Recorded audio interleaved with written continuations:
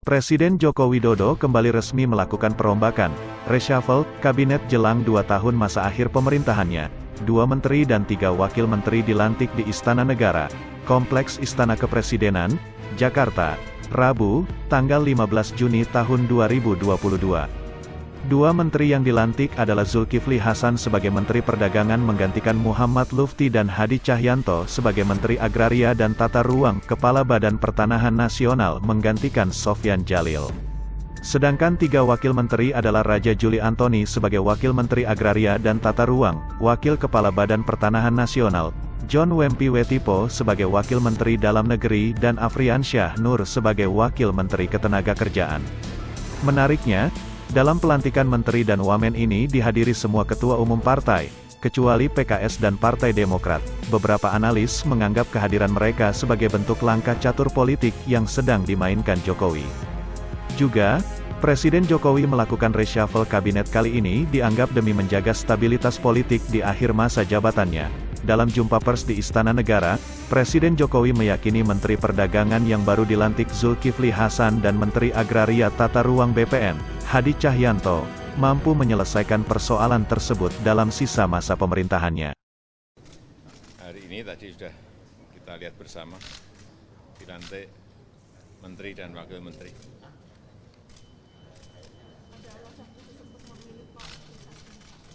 Ya, kita melihat semuanya, rekam jejak, pengalaman, kemudian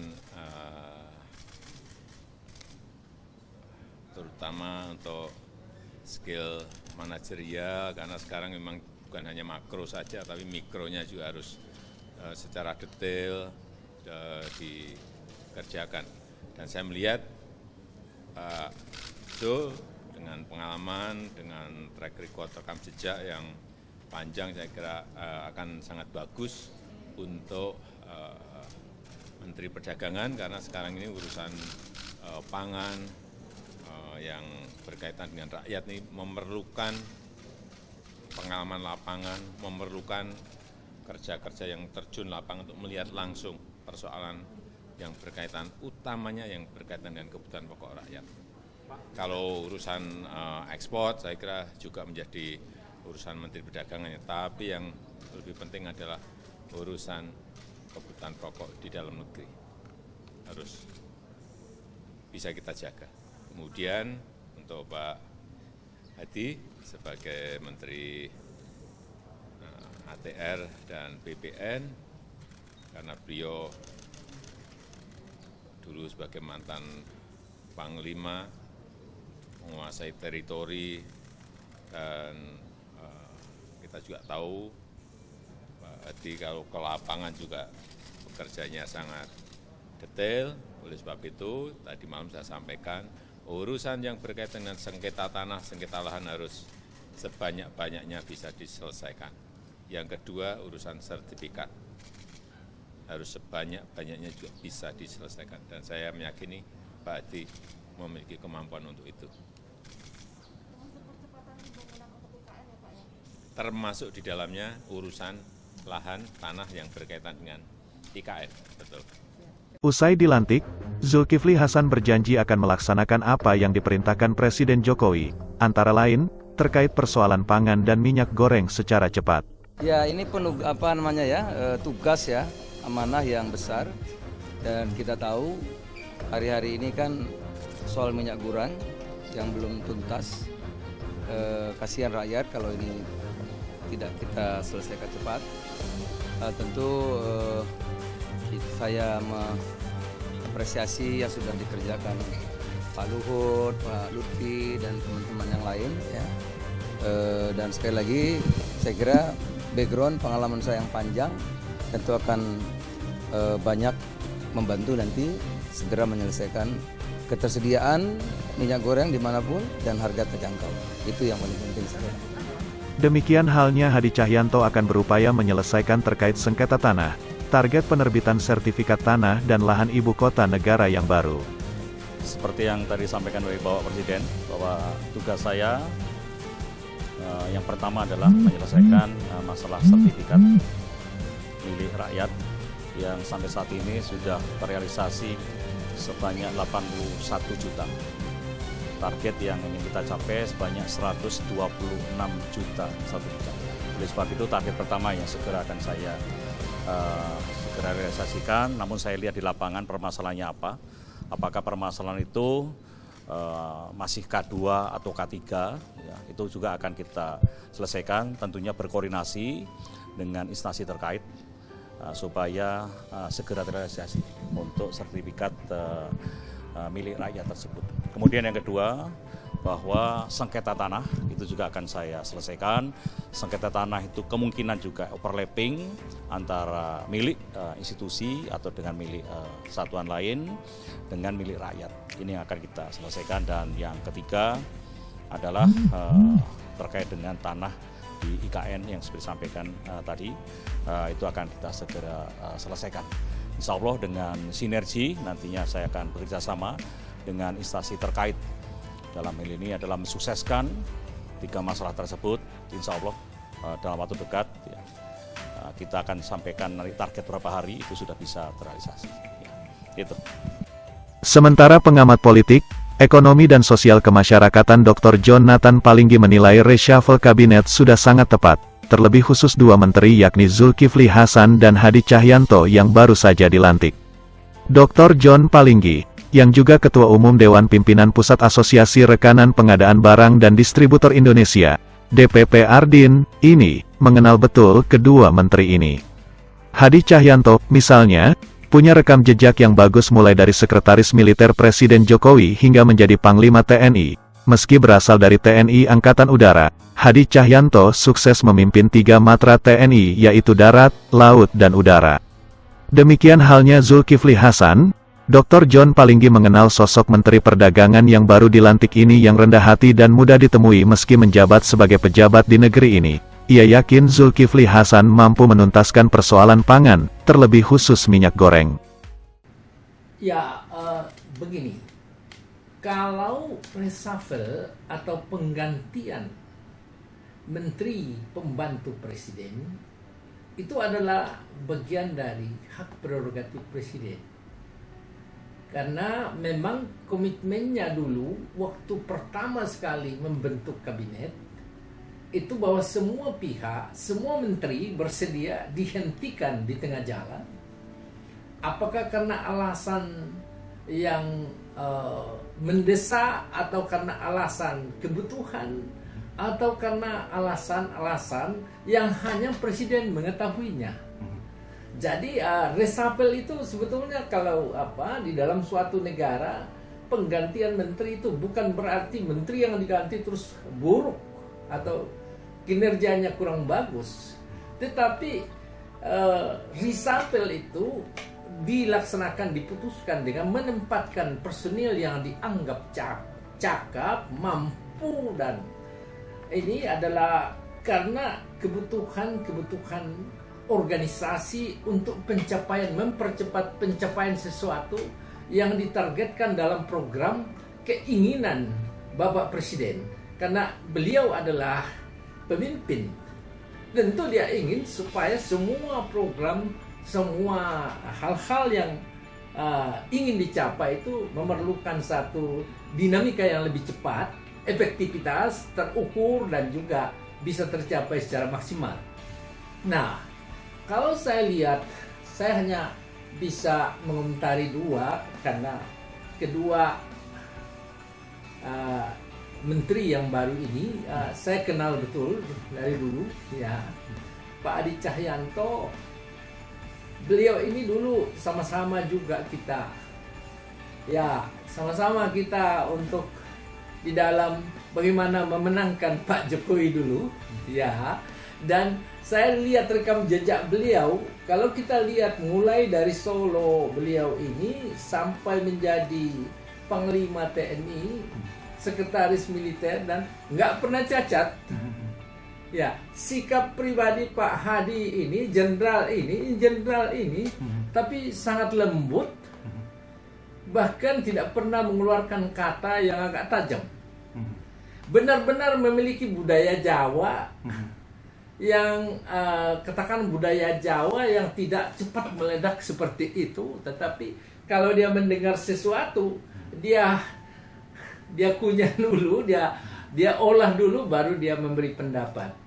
Dan selama kepemimpinan Pak Adi Cahyanto sebagai Panglima TNI, saya lihat situasi itu sangat kondusif dan bisa terkendali dengan baik.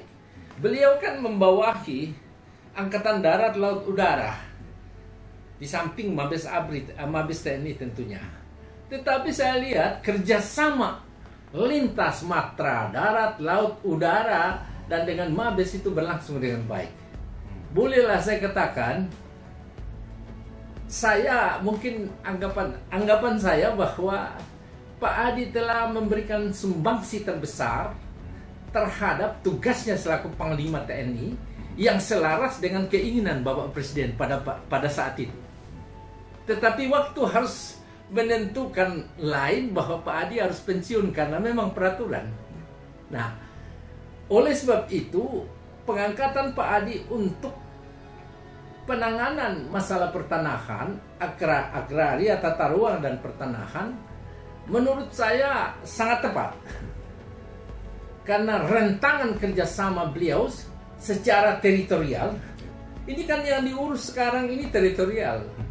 Membangun IKN itu bukan sekedar membangun, tapi pertimbangan kekuatan memperkuat teritorial itu harus landasan yang diperhitungkan supaya di sana itu ibu kota negara aman.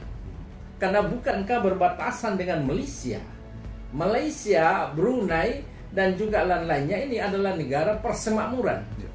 Tapi satu sisi tentu juga akan dibantu biaya dari pihak lain. Jangan sampai terjadi hal-hal yang tidak diinginkan.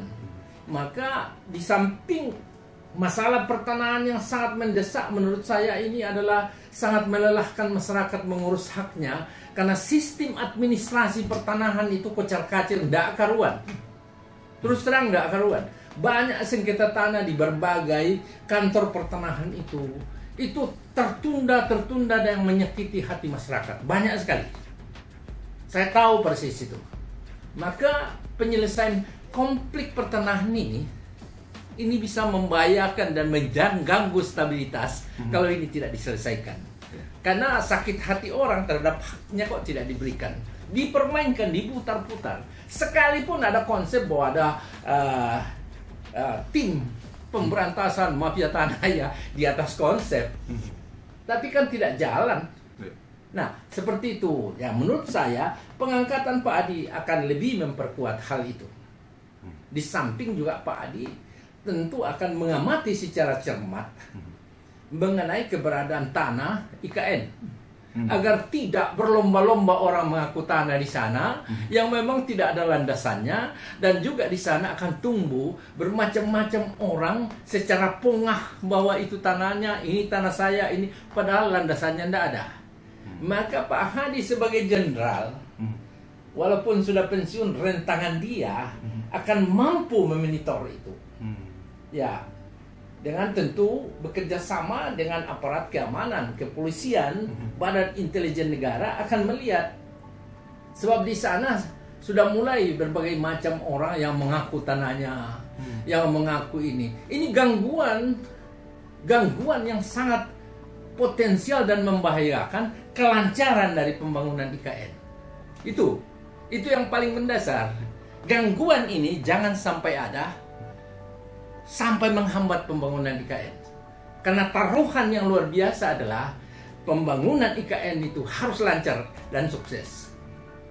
Maka secara proporsional, secara faktual, data itu juga Pak Hadi sebagai Menteri Agraria, Tata Ruang dan Pertanahan, pasti dia mampu untuk memilah-milah mana sebetulnya yang berhak atas tanah itu.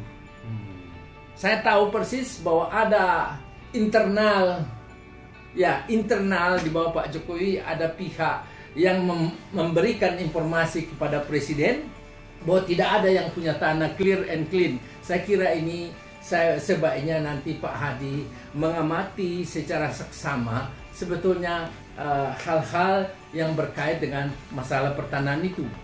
Usahakan supaya diselesaikan secara tertutup, nggak perlu heboh, karena ini adalah untuk kepentingan bangsa dan negara.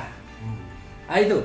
Jadi sekali lagi penempatan Pak Adi Cahyanto sebagai Menteri Agraria Tata Ruang dan Pertanahan Nasional, menurut saya bagi orang yang rendah hati seperti dia sudah tepat.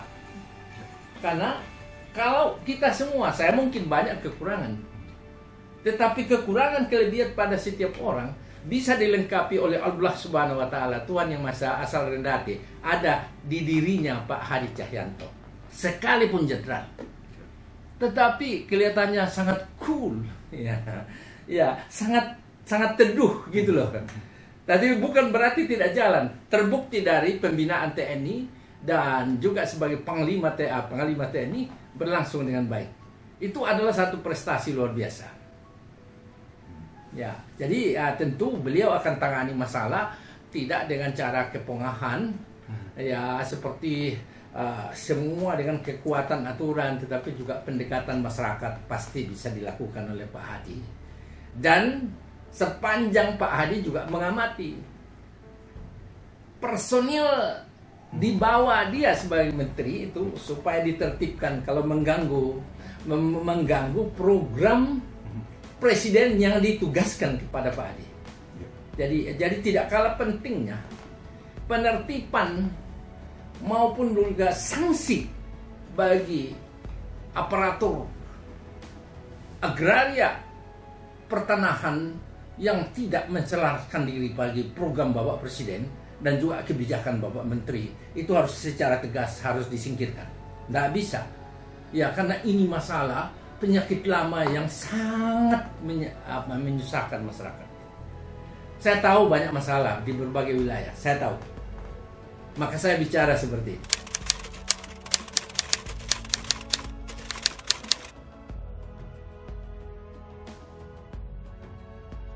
Pertanyaannya bahwa Pak Adi Cahyanto itu militer, militer itu kan juga itu ada institusi Lemhanas, Lembaga Ketahanan Nasional, yang mendidik para aparatur yang mau jadi jenderal, mau jadi pejabat negara, itu dididik. Ya, pendekatan di sana itu dua pisau itu. Pisau pertama sebelum reformasi itu namanya pendekatan keamanan. Salah tangkap, gebuk. Ya, pendekatan kedua baru pendekatan kesejahteraan. Saya lihat pemerintah Jokowi, Pak Jokowi selaku pimpinan negara kita, presiden kita, dia melakukan simultan itu. Jadi pendekatan kesejahteraan, ya tentu kesejahteraan, pemenuhan sandang pangan dan juga hati orang jangan dilukai lah. Ya, itu sejahtera dia. Yang kedua pendekatan keamanan. Jadi prinsip dasar orang yang keluar dari Lemhanas itu harus memegang ini. Jangan banyak bicara, tetapi dia tidak ngerti namanya pendekatan kesejahteraan dan pendekatan keamanan.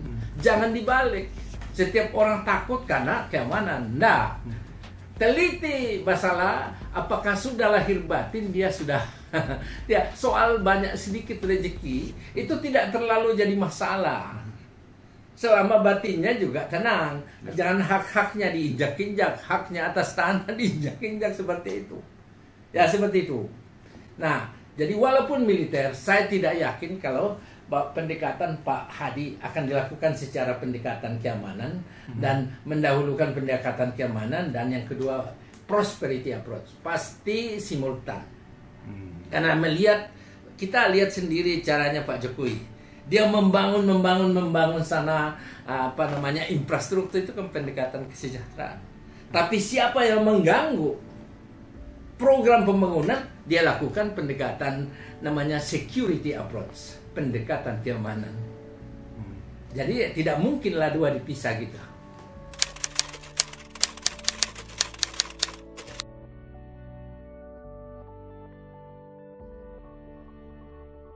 Saya tidak terlalu pesimis terhadap rencana Pak Adi bahwa dia bisa tuntaskan sertifikasi tanah. Karena dengan memberikan sertifikat pada warga negara itu memiliki kepastian hukum atas haknya tanahnya. Ya, warga negara kita di Indonesia itu harus pasti haknya atas tanah. Ya, kalau ada pasti haknya atas tanah, kan negara juga dapat pajak bumi dan bangunan. Iya kan? Itu masuk pajak. Jadi kalau dia ada program untuk menyelesaikan, menuntaskan sertifikasi bagi hak-hak atas tanah, nah saya kira itu tidak terlalu, tidak usah pesimis lah. Kita jadi anak bangsa itu harus optimis. Selama niat kita, hati kita itu kalau terpelihara bisa jalan. Tapi kalau kita diberi kepercayaan oleh Bapak Presiden, ada dengan sumpah dengan Allah Subhanahu Wa Taala Tuhan Yang Maha Esa, dan kita menyimpang, maka kita sendiri saya kira akan mengalami masalah serius. Kita akan malu sebagai pejabat. Jadi penyimpangan hati kita, loyalitas kita terhadap pimpinan dan kepada sumpah kepada Allah itu akan membuat kita sengsara. Pasti sengsara.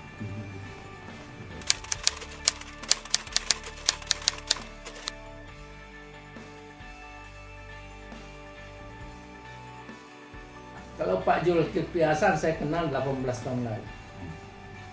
Ya, saya kenal benar dari dekat Pak Zulkifli Hasan. Sama saja gayanya Pak Hadi Cahyanto. Nggak pernah melontar. Ini Pak Zulkifli ini walaupun dari Sumatera ya, dari Sumatera tapi tidak sombong. Rendah hati. Ya. Dan sangat mudah menemui orang. Pengalaman saya waktu dia di kehutanan itu. Saya ditugaskan oleh Universitas Mula Warman untuk mengusulkan Bukit Suharto sebagai lokasi riset dan pendidikan Universitas Mula Warman yang dicabut oleh menteri sebelumnya.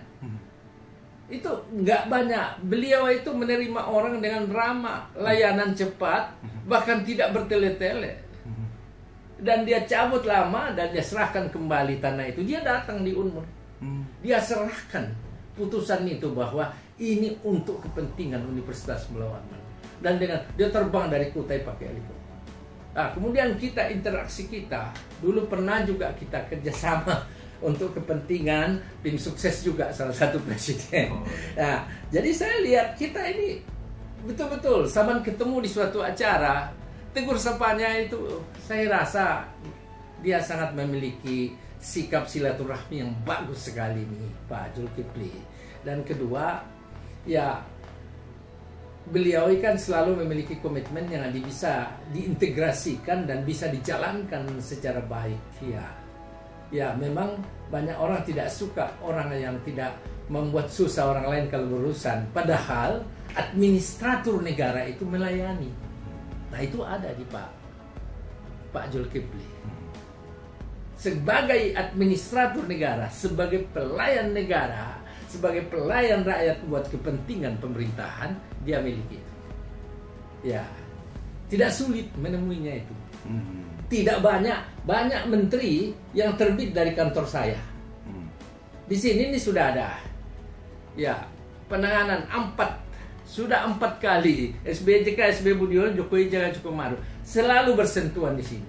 Banyak juga menteri-menteri sudah keluar, tapi sesudah jadi menteri itu sangat susah menemuinya. Padahal dia harus membutuhkan resources yang banyak dari luar untuk sebagai bahan ramuan dia buat pengambilan keputusan, sehingga keputusannya itu paripurna gitu. Nah, banyak pejabat kita yang kalau sudah duduk di jabatannya itu sudah sangat susah ditemui. Dia hanya bisa diketemui kalau si orang pedagang datang cepat tuh. Tetapi kalau untuk memberi masukan atau sesuatu hal yang bukan baik buat menunjang jabatannya, itu susah. Nah, Pak Zulkifli adalah orang yang terbuka, welcome bagi hal-hal yang memang bisa menunjang tugasnya. Yang kedua, kecepatan melayani itu cukup bagus. Jadi, dua masalah agraria dan minyak goreng ataupun kebutuhan pangan dalam siklus perdagangan ini kan masalah kebutuhan rakyat. Pak Jokowi tahu persis bahwa dua hal ini bila salah pengurusannya dan goncang mengganggu stabilitas, bisa bermasalah negara.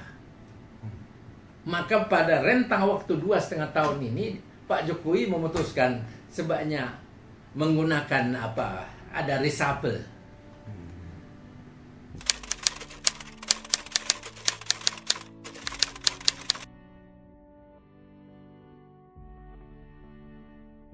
Kalau menurut saya, banyak orang yang berbicara ini Ketua PAN direkrut jadi menteri, ada kaitan 2024. Nggak ada lagi kaitan 2024. Pak Jokowi ikhlas melepaskan jabatannya dengan itu, bahwa ada dinamika yang seolah-olah dikait-kaitkan. Saya yakin itu tidak ada.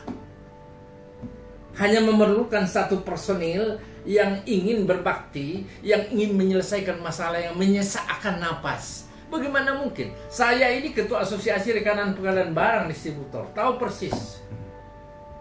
Kendala utama dari distribusi minyak goreng adalah keinginan produser merangkap distributor, merangkap retail, merangkap toko. Itu masalah. Dan para pengusaha itu mampu mendikte aparatur, yang mestinya aparatur mendikte mereka sesuai kebutuhan rakyat. Ya, masa sih nggak bisa. Nah, kalau pengelolaan minyak goreng dibebani dengan politik, ya nggak jalan lah. Ada orang-orang tertentu yang menggerakkan, menerimot itu.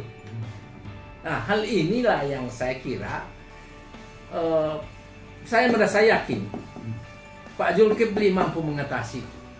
Bahkan secara komprehensif, aspek lain yang dibawa tugasnya sebagai Menteri Perdagangan, saya kira akan secara signifikan bertahap akan dibenahi. Ya, tidak ada kaitan pemilunya. Banyak tuduhan kepada Bapak Presiden ini dia galang. Enggak lah, saya yakin itu Bapak Presiden ikhlas. Semua orang bilang supaya 3 waktu periode supaya diperpanjang. Pak Presiden ini ikhlas orangnya. Cuma yang dia jaga jangan sampai kesinambungan pembangunan itu terhenti di tengah jalan hanya karena kendala saat ini. Misalnya kendala tanah, terhenti mengganggu. Ini yang harus dijaga. Maka semua pihak kalau bisa tetap ada masalah pertanahan, baik yang di luar IKN maupun IKN, tetap dikonsultasikan dengan pola komunikatif, bukan konfrontatif.